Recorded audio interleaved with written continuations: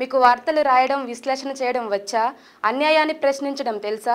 ఇంకెందుకు ఆలస్యం? Q news మిమ్మల్ని ఆహ్వానిస్తుంది. క్యూ న్యూస్లో పనిచేయడానికి అనుభవం గల కంటెంట్ రైటర్స్ కావాలను. సంప్రదించవలసిన నెంబర్లు 8688926084. ఈరోజు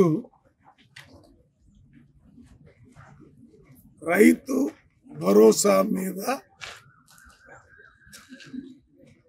ministers, deputy CM, cabinet subcommittee వనపర్తికి రావటం జరిగింది. ఇది ఉమ్మడి మహబూబ్నగర్ జిల్లాకు సంబంధించిన మీటింగ్ని వనపర్తి ఎమ్మెల్యే గారు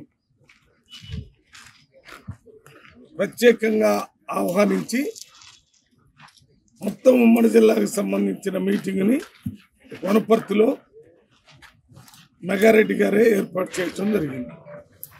ఈ మీటింగ్కి పొంగులేటి శ్రీనివాసరెడ్డి గారు రెవెన్యూ మినిస్టర్, తుమ్మల నాగేశ్వరరావు గారు అగ్రికల్చర్ మినిస్టర్, జూపల్లి కృష్ణారావు గారు ఎక్సైజ్ శాఖ మంత్రులు, జిల్లాలో ఉన్న అందరు ఎమ్మెల్యేలు, ఎమ్మెల్సీ దామోదర్ రెడ్డి గారు,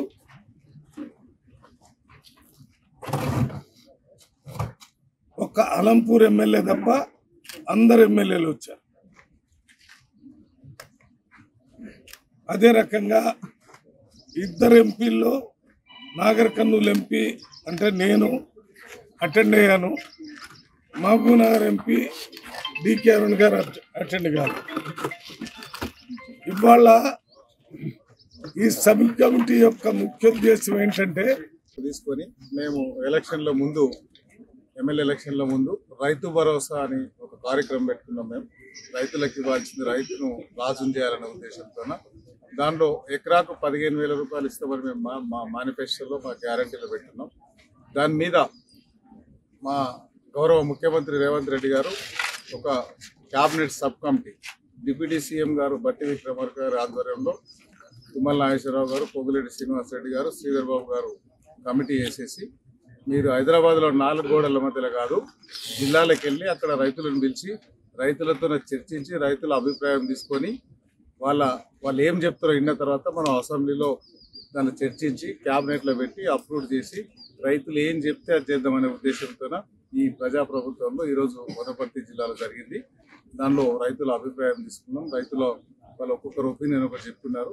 అవన్నీ క్రోడీకరించి సీఎం గారికి రిపోర్ట్ ఇస్తారు. సీఎం గారికి రిపోర్ట్ ఇచ్చిన తర్వాత అసెంబ్లీలో మళ్ళీ ఒకసారి చర్చించి, మండలిలో చర్చించి, క్యాబినెట్లో అప్రూవ్ చేసి మా సీఎం గారు పార్లమెంట్ ఎలక్షన్ల కంటే ముందు ఆగస్టు 15 లోపు రుణమాఫీ కూడా చేస్తున్నారు.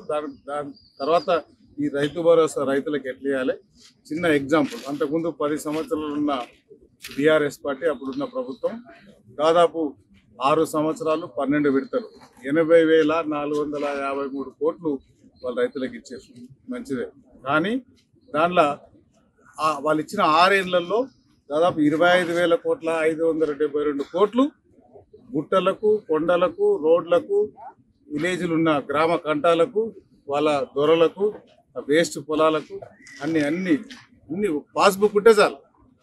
రైతులకు కాకుండా ఆల్మోస్ట్ 30% వాళ్ళు ఇచ్చిన అమౌంట్లో 30-35% వేస్ట్ చేస్తున్నారు.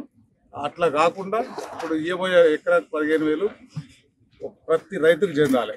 దాంతోపాటు మిగతా గుట్టలకు, కొండలకు నాన్ అగ్రికల్చర్ అంటే సాగుకు పనికిరాని ల్యాండ్కి ఇవ్వకుండా దానికి రైతులకు 10 సంవత్సరాల నుంచి ఒక ట్రాక్టర్ సబ్సిడీ ఇవ్వాలా, ఒక కల్టివేటర్ సబ్సిడీ ఇవ్వాలా, ఒక ఎరువుల సబ్సిడీ ఇవ్వాలా.